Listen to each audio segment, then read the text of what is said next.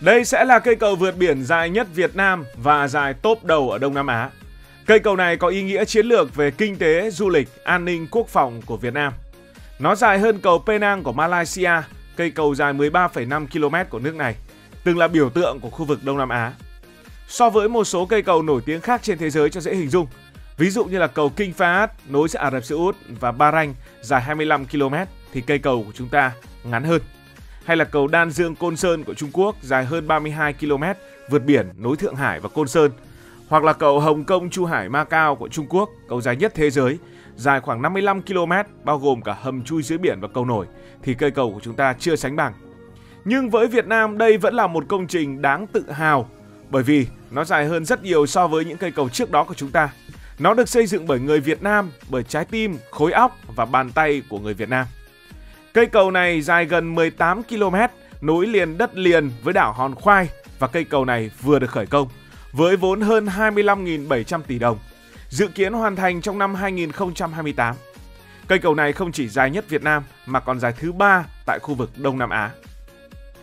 Ở Việt Nam, nó vượt qua những cây cầu vượt biển trước đó như cầu Tân Vũ, Lạch Huyện dài hơn 5 km tại Hải Phòng hay là cầu Thị Nại dài 2,5 km tại Quy Nhơn. Về thiết kế của cầu vượt biển nối liền đất liền và Hòn Khoai thì cây cầu này có quy mô 4 làn xe, tốc độ thiết kế là tối đa 80 km/h. Trong đó, cầu chính dài 17,3 km, nhánh lên đảo dài tổng cộng là 870 m. Mặt cầu sẽ rộng tổng cộng là 16,5 m. Móng sử dụng cọc khoan nhồi, vùng nước sâu dùng cọc ống thép, kết cấu dầm bê tông cốt thép liên hợp với thép. Nhịp thông thuyền áp dụng vòm thép khẩu độ 150 m. Nói thật là đoạn này rất nhiều thông số về mặt kỹ thuật nên mình cũng không phải là hiểu rõ lắm.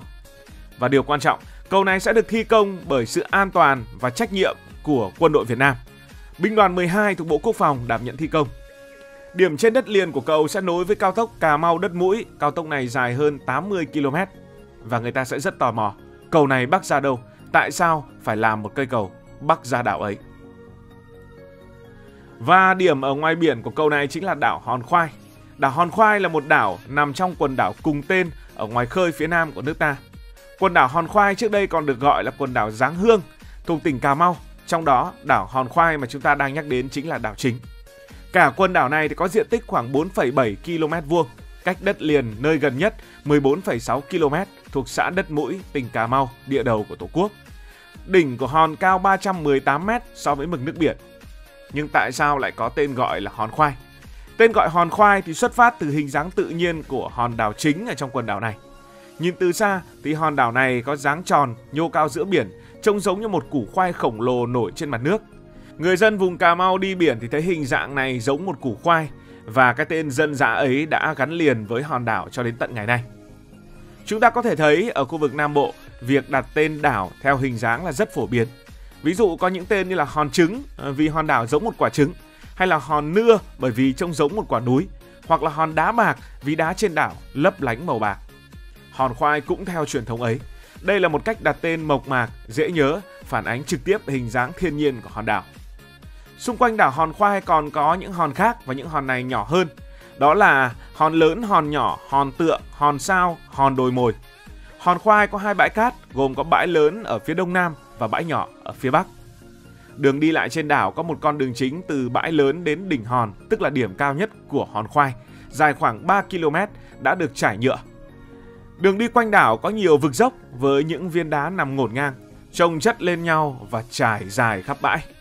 Trên đảo có nhiều suối, trong đó có 2 con suối lớn, nước ngọt chảy quanh năm, là nguồn cung cấp nước cho người dân ở trên đảo và cho cả những con tàu đánh cá ghé qua. Đảo Hòn Khoai nổi tiếng với khu rừng nguyên sinh thuộc hệ sinh thái rừng nhiệt đới hải đảo. Trong đó thì thực vật rất phong phú với hơn 1.400 loài và nhiều loại cây có giá trị kinh tế rất cao. Ở trên đảo Hòn Khoai cũng có một ngọn tháp hải đăng, đó là hải đăng Hòn Khoai. Và hòn đảo này cũng là một chứng tích lịch sử. Tại tháp hải đăng này, ngày 13 tháng 12 năm 1940, thầy giáo chiến sĩ cách mạng Phan Ngọc Hiển đã lãnh đạo quân nổi dậy khởi nghĩa Hòn Khoai giành thắng lợi, ghi mốc son chói lọi trong lịch sử đấu tranh chống ngoại xâm của dân tộc. Ngày khởi nghĩa Hòn Khoai, ngày 13 tháng 12 năm 1940, được chọn làm ngày truyền thống cách mạng của Đảng bộ, quân và dân Cà Mau anh hùng.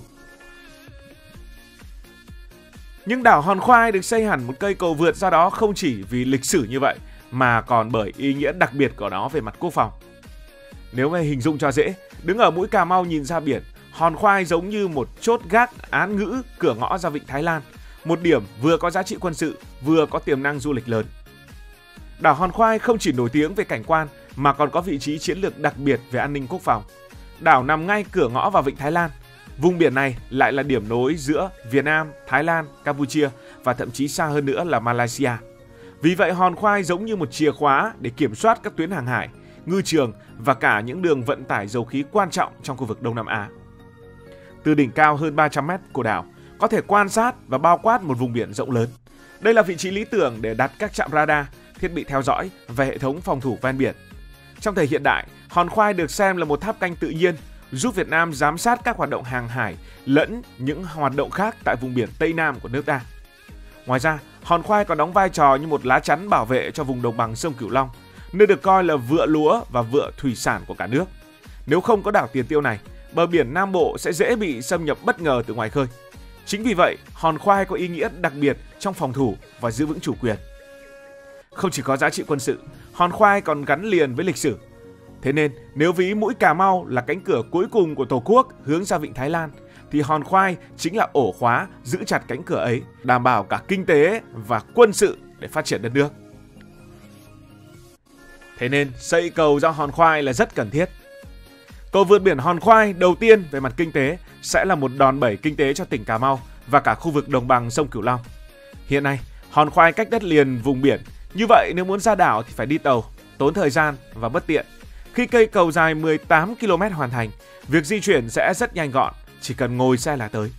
Điều này giúp vận chuyển hàng hóa, đặc biệt là thủy sản từ ngư trường quanh đảo dễ dàng hơn.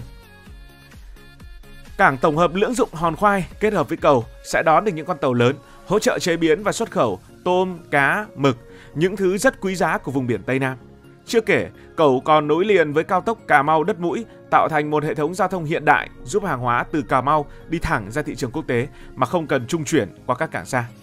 Nói đơn giản, cây cầu này sẽ giúp người dân Cà Mau phát triển kinh tế, từ những người ngư dân cho đến những doanh nghiệp. Nhưng luôn phải khẳng định, điều quan trọng hơn để cần phải xây cầu bởi vì lý do an ninh quốc phòng. Có lẽ quân đội xây dựng cây cầu này cũng vì lý do ấy. Hòn Khoai nằm ở vị trí chiến lược, ngay ở cửa ngõ, gần tuyến hàng hải quốc tế.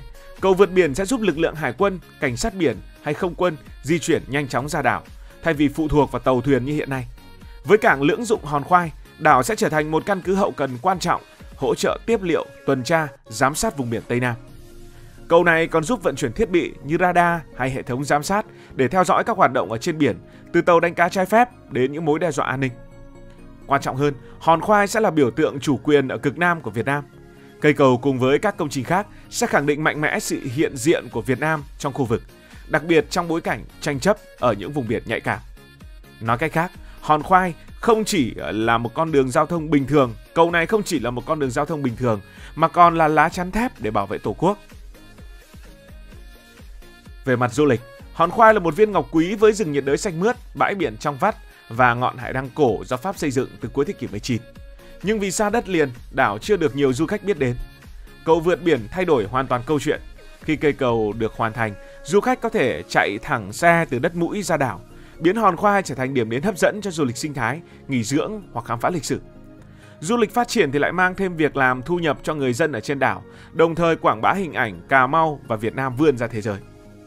Như vậy, cầu vượt biển cùng với cảng và những công trình khác sẽ biến Hòn Khoai trở thành trung tâm kết nối đa năng, vừa là một căn cứ quốc phòng, vừa là trung tâm kinh tế biển, vừa là điểm du lịch. Xây cầu không chỉ để lập kỷ lục, mà xây cầu còn là để bảo vệ và phát triển Tổ quốc. Điều này không chỉ giúp Việt Nam khẳng định chủ quyền, mà còn tạo cơ hội hợp tác quốc tế như giao thương hàng hải, nghiên cứu biển hay phát triển năng lượng sạch. Và nó là một lời tuyên bố Việt Nam luôn sẵn sàng bảo vệ và phát triển lãnh thổ của mình. Tất nhiên, xây cầu vượt biển dài 18 km ở vùng biển Tây Nam không phải là chuyện dễ. Sóng to, hải lưu mạnh, địa chất phức tạp, cộng với việc thiếu hụt vật tư như là cát san lấp là những thử thách lớn. Nhưng vượt qua thách thức, cây cầu này sẽ mở ra một tương lai tươi sáng. Nó không chỉ giúp Hòn Khoai phát huy hết tiềm năng mà còn truyền cảm hứng cho những dự án hạ tầng khác ở Việt Nam. Hòn Khoai sẽ trở thành hòn ngọc. Quan trọng hơn, cầu sẽ giúp bảo vệ đảo nếu được xây với chiến lược bền vững, đảm bảo rừng ngập mặn, rạn san hô và những loài động vật không bị tổn hại. Cảm ơn vì đã quan tâm theo dõi câu chuyện này. Nếu cảm thấy thú vị, đừng quên nhấn nút đăng ký kênh, bật chuông thông báo và chia sẻ. Còn bây giờ thì xin được nói lời chào, tạm biệt. Cảm ơn các bạn đã dành sự đồng hành cùng Hải Thanh Story. Đi qua những vùng đất, khám phá những điều mới.